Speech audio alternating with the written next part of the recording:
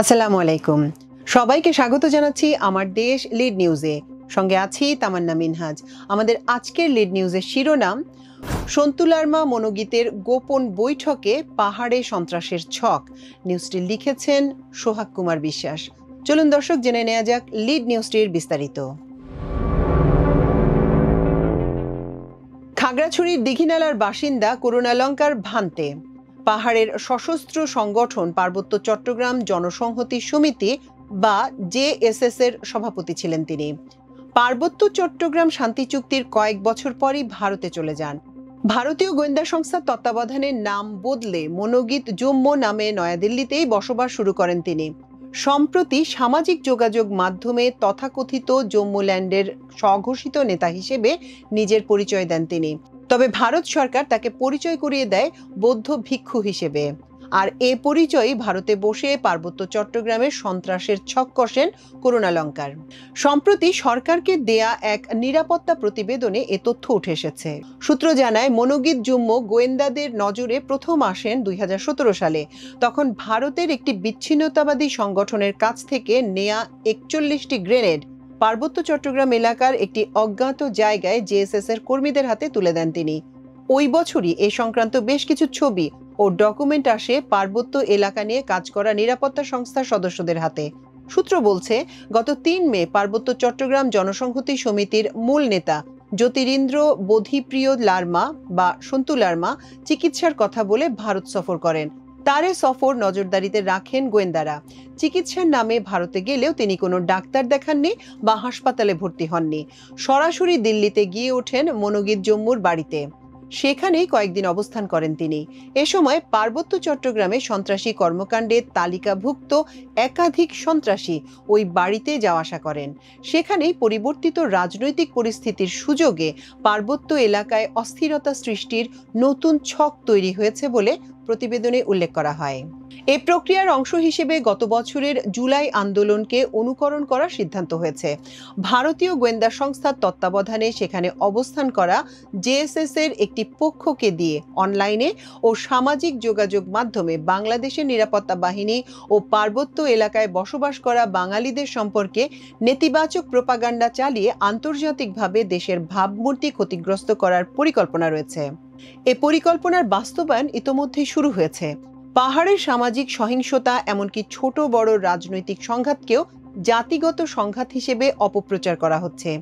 দ্বিতীয় পর্যায়ে রয়েছে শিক্ষা প্রতিষ্ঠানগুলোতে তৎপরতা বাড়ানো। পার্বত্য চট্টগ্রামে বসবাসরত ক্ষুদ্র নৃগোষ্ঠীর শিক্ষিত জনগোষ্ঠীকে বিভ্রান্ত করে তাদের হাতে অস্ত্র তুলে দিয়ে শিক্ষা প্রতিষ্ঠানগুলোতে অস্থিরতা তৈরির পরিকল্পনাও রয়েছে তাদের। এ পরিকল্পনার অংশ হিসেবে গত 26শে জুন রাঙামাটি বিশ্ববিদ্যালয়ের অভ্যন্তরে প্রকাশ্যে সশস্ত্র মহড়া দেয় জেএসএস এর সদস্যরা। এতে শুধু শিক্ষার্থী নন, শিক্ষক কর্মকর্তা কর্মচারীরাও ভীত হয়ে পড়েন।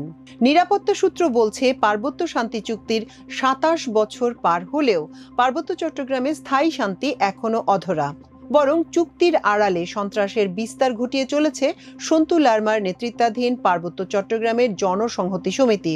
1997 সালের 2রা ডিসেম্বর সরকার ও জেএসএস এর মধ্যে স্বাক্ষরিত শান্তি চুক্তি অনুযায়ী সংগঠনটি সশস্ত্র সদস্যদের 45 দিনের মধ্যে অস্ত্র জমা দিয়ে স্বাভাবিক জীবনে ফিরে যাওয়ার কথা ছিল।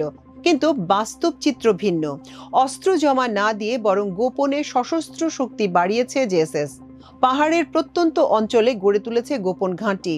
সূত্রের দাবি, সেনা ক্যাম্প প্রত্যাহারের সুযোগে দুর্গম এলাকায় গড়ে উঠেছে জেএসএস এর অস্ত্র ঘাঁটি ও প্রশিক্ষণ কেন্দ্র। ধর্মীয় আশ্রমের আড়ালেও রাখা হচ্ছে আগ্নেয়াস্ত্র। রাঙামাটির বাজার কিংবা খাগড়াছড়ির পাহাড়গুলোয় প্রকাশ্যে সশস্ত্র টহল দিচ্ছে সংগঠনটির অস্ত্রধারীরা। এতে করে স্থানীয় বাসিন্দাদের মধ্যে চরম আতঙ্ক ও নিরাপত্তাহীনতা তৈরি হয়েছে। নিরাপত্তা বিশ্লেষকরা জানান, সীমান্ত এলাকায় নিরাপত্তা চৌকির অভাব এবং দুর্বল নজরদারির কারণে জেএসএস পার্শ্ববর্তী দেশ ভারত থেকে অনায়াসেই অস্ত্র আমদানি করছে। সন্দেহ করা হচ্ছে এসব অস্ত্র রাঙামাটি, বান্দরবান ও খাগড়াছড়িতে চালানো সন্ত্রাসী কার্যক্রমে ব্যবহার করা হচ্ছে।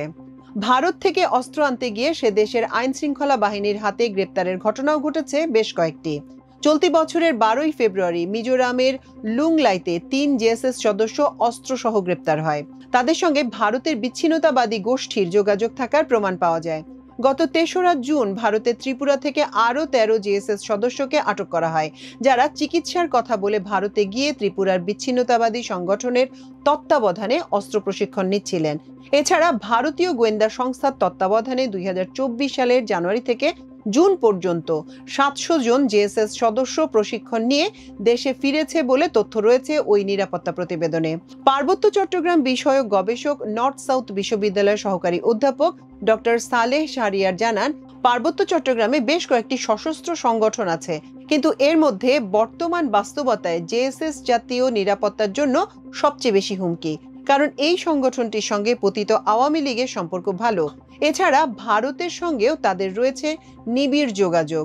তাই বাংলাদেশের পরিবর্তিত রাজনৈতিক পরিস্থিতিতে আওয়ামী লীগ ও ভারত যদি অস্থিরতা তৈরির মিশনে নামে, তবে জেএসএস কে সবচেয়ে সহজে ব্যবহার করতে পারবে তারা।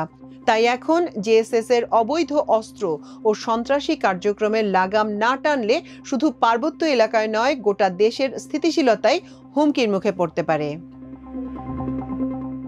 দর্শক, আমাদের লিড নিউজ ছিল আজ এ পর্যন্তই। আগামীকাল ইনশাআল্লাহ একই সময় একই চ্যানেলে আরেকটি লিড নিউজ নিয়ে আপনাদের সামনে হাজির হব।